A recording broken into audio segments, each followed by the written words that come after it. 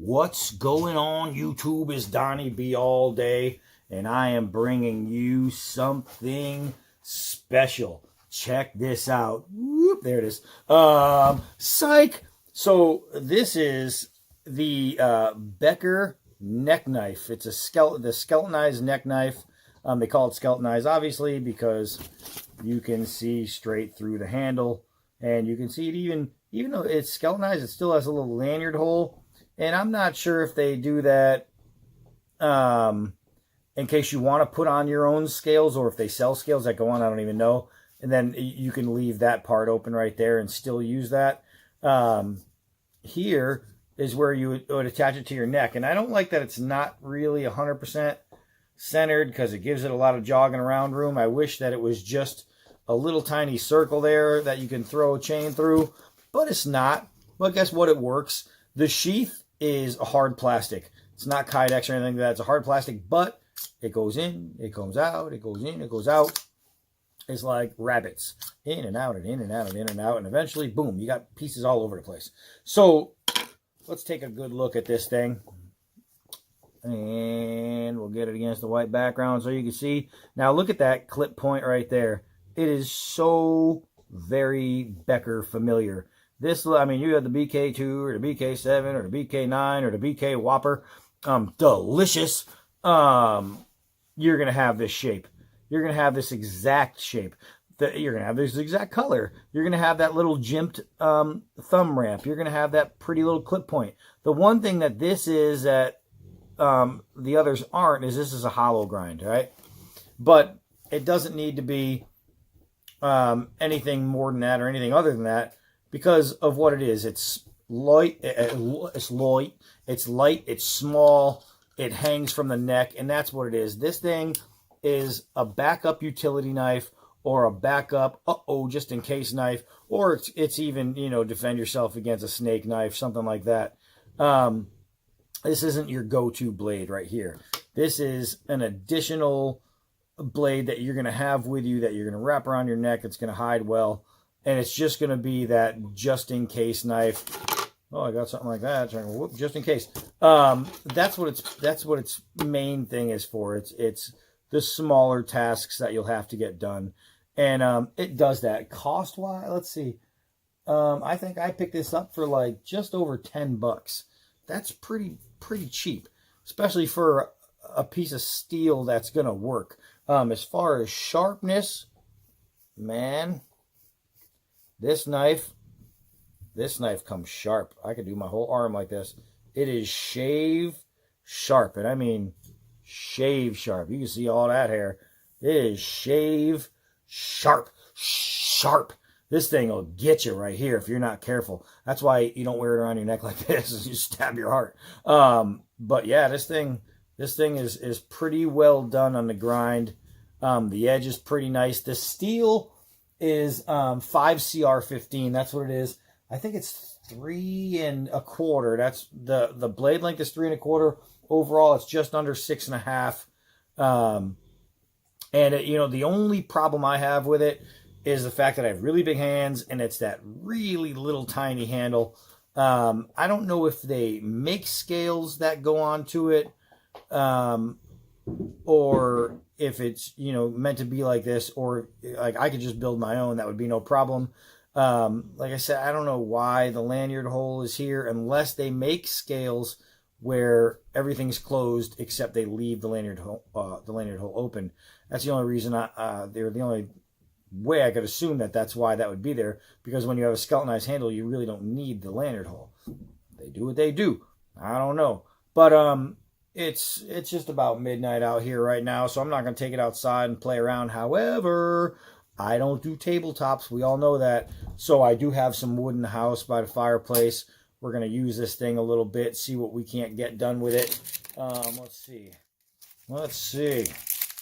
Got some plastic here. And remember, this is going to be an all-around utility knife, your backup utility knife. So it's not made to do the extreme tasks. However, it can still get some tasks done. It's a good little backup. It's a good little extra thing to have with you.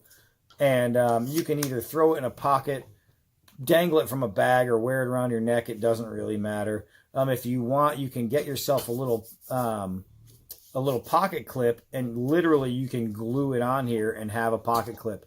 A good JB Weld will hold a pocket clip on there all day long, and you can have this thing on the belt. But there's not much more to talk about it. It's only this. So let's show you what this little guy can do. All right, let's get over there. All right, so let's take off that massive sheath. Let's start with just knocking some of this little bark off of here. This is really, really dry hardwood. And so far, I have to say that even though it's pretty stiff and pretty dry and pretty rough to work with, this little neck knife, this little hollow grind, is shaving it down without issue. And I'm getting all blurry on you guys, so you can see how well it's doing there. Let's see if we can't get this thing, even though it's dry wood, which is hard to feather stick. So I'm breaking them off. Oh, I was going to try to show you before they broke off, but that's what I'm getting. They just keep on breaking off. Let's try a different piece. Different piece, man. Let's see. Oh, look at how beautiful it shaves that bark off. That's pretty sweet. That is pretty darn sweet. All right. So, oh, man, that's paper thin, guys. Trying to get it started here. And I'm literally making paper thin. That's one good thing about the hollow grind. I'm just going to rip these two off and show you. That's one good thing about the hollow grind is you can get some really, really thin and fine feathers. Look at these things. These are pretty. This is what makes fire making easy. Stuff just like that. Let's give it a couple of pushes here. And whoop, too far. Man, it glides right through the wood. And I wish I could just stop it all. I'm just going to show you what's going on here.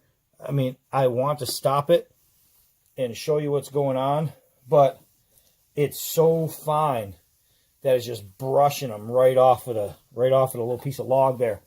So, can I feather stick? Can I shave down wood? Can I make pit spikes and arrows and darts? And hell yeah! So, do I have the ability to, use this to help kill animals? Oh, check this out. I'm just going to show you this.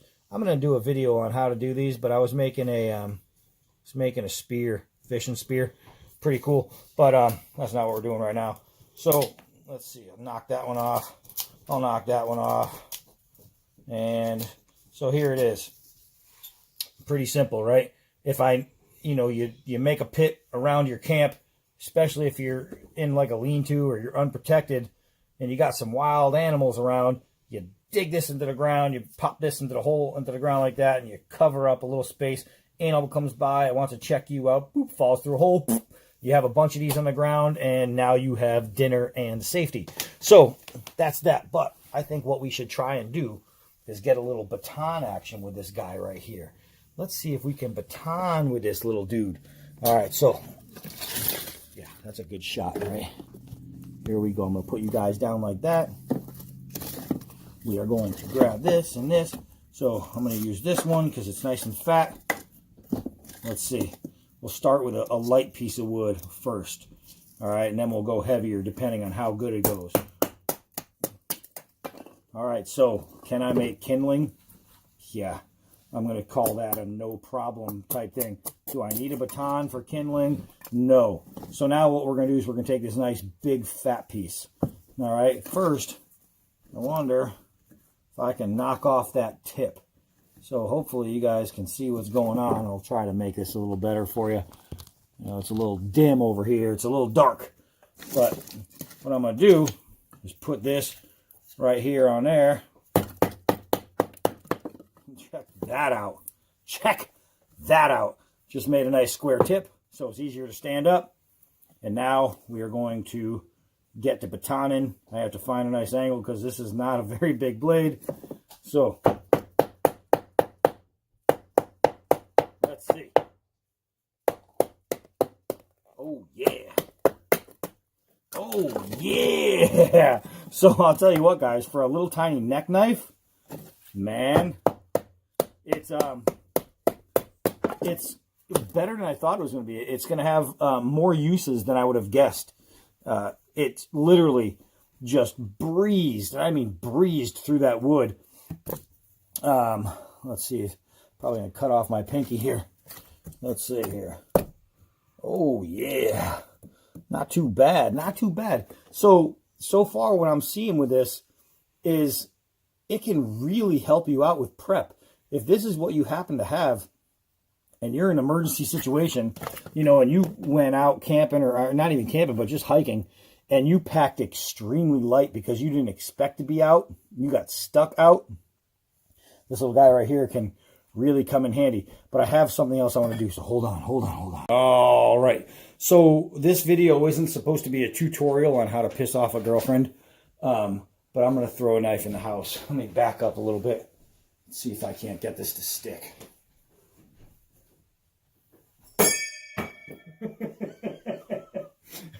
It's pretty freaking lightweight. I'm going to break something, I swear. Hold on. It bounced off. I don't even know where it went. Gotta find it. Oh, I found it. It hit her shoes. Let's not tell her. All right. So I noticed that I hit the metal, and it definitely scratched up the tip of this thing. But let's see. Let's see here.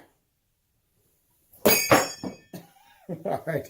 I don't know if I'm getting through. I don't know if I'm just hitting the metal, but I am damaging this blade. And I'll show you what's happening. I'm going to show you up close. Oh, maybe. Okay, you see this? See that? Look at these little rolls. Look at that. So those rolls are from hitting the metal on the dartboard. So this edge does not hold well against steel. And right here is pretty soft. So if I hit that, it would probably go in pretty simply. The problem is I keep hitting the steel. So I don't know if it's, although I mean that didn't hit steel. I don't think. Oh, maybe it did. I dented it right there. I don't know, guys. No. All right, so this one hit right here. I could actually see the mark. And for some reason, it's just not sticking in. So as a thrower, which I actually thought, okay, maybe it could be a little thrower. As a thrower, it's just way too light. Way too light. And what's crazy is the blade showed no damage batoning, right? And carving and doing all that. But as soon as I hit this light metal right here, this thing got chunked up. Look at that. It is like scarred. Crazy scarred. So I have to say that this is much weaker than its bigger brothers. And I'm talking much weaker, because those things, I think if I threw the BK7 into this, it would probably snap these little metal things here. Yeah, that's pretty jacked up. What I want to do is rub a stone across it and see if just using a stone, a couple swipes, will help. So let's hold on. All right, so we got an old 2 grit out. And now I didn't wet it, and I didn't oil it. But for something like this, I don't think I should have to. Let's see here. Let's see how just that did so far. All right, so I can tell you right away that it got pretty much all the burrs off, and now you can just see the chips. All right, let's see. I don't know, that's not going to work. But you can just see the chips on the end of the blade right there. So I know working it, I would probably have to work it down before I started working it across to really get those out. But is it doable? Yeah, it's showing that as long as I started grinding this off, that would pretty much fix itself. So we know that this little blade is going to work against wood. It's going to work against opening cardboard and letters and things like that. But hitting it against metal is probably a bad idea. Look at that. I got pretty much one chip left. That's it. So it's very, very possible to bring the edge back with just a stone. And it's looking much cleaner now than it did a minute ago. Look at that. Look at that. Am I getting clear? Meow. I hate these focusing issues. But there you go. So look at the difference from when it started just a minute ago. And that's all I did is rub it against a stone. That's it. So are they easy to dent and ding? Yeah, it's pretty easy to dent and ding, but is it easy to fix? Yep. And brushing it against that stone, let's see. Bam. And I'm getting hairs. I'm getting hairs exactly where the little chips were too. So that took no time at all to literally, look at that, literally shave, make it shave sharp again. And that was simple. So for, let's say, I'm going to say $15 because I got mine pretty cheap. I don't know if everybody's going to find it that cheap, but let's say for $15 for a little neck knife, is it worth $15? Yeah, it's worth $15, especially if you're a Becker fan, you know what I mean? And you want the whole family. Is it worth it to buy for you? Definitely. As long as you're not throwing it into any little metal pieces, I can't see this really dinging up too bad on you, because everything else I did with it, it worked out pretty well and it held up pretty well. So it's not so bad. Are there better options for the same money? Yeah, I'd say so. I think that you can definitely find knives that will outperform this knife, even in just comfort and handling. I showed you guys some Frost cutlery blades, some fixed blades that they have that are dirt cheap that held up way better.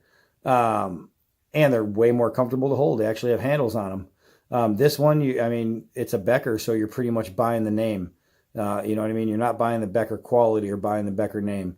But that doesn't make it a bad blade. Just because it's not a great blade doesn't mean that it's a bad blade.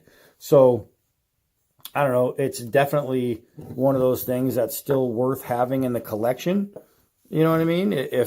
Especially if you're a Becker fan, you're a K-Bar fan, whatever you like, it's definitely worth owning, especially for cheap money. It's not something that I would recommend as, this be your EDC. I'm not going to say that, if you're going hiking and you're going to have a standalone knife, that this should be it. No, I'm not going to say that. But for sub $15, you're getting a pretty decent knife for sub $15, right? You're just not going to get the ground and pounder that you really want. So what do you have here? You have a good spare utility knife. Nothing more. That's exactly what it is. But it's pretty. I don't know. It's cool to look at. And it's still part of the Becker collection. So if you really want to throw yourself a nice collectible piece, and I have to say that the K-Bar makes folders, but there's no folding Beckers, I believe. And I think this is pretty much, you're going to get the equivalent to, a pocket knife is this guy right here. So if you are putting together a Becker collection and you need your survival knife, you need your camp knife, and you need your pocket knife, this would be a good stand-in for a pocket knife as long as you use it for that purpose. You know what I mean? Use your bigger knives for the bigger tasks. Use this for the smaller tasks, for the whittling and things like that, for cleaning a fish or things to that nature. And I think you'll get a lot more use out of this than you'll ever hope for that much money. And doing it that way, I think you'll get a pretty good deal for the value. So that's what it is. It's a little skeleton knife from Becker, and it's not horrible. I'll give it that. It's a okay little knife, and we're gonna end it right there. So I'm Donnie B all day, and until next knife.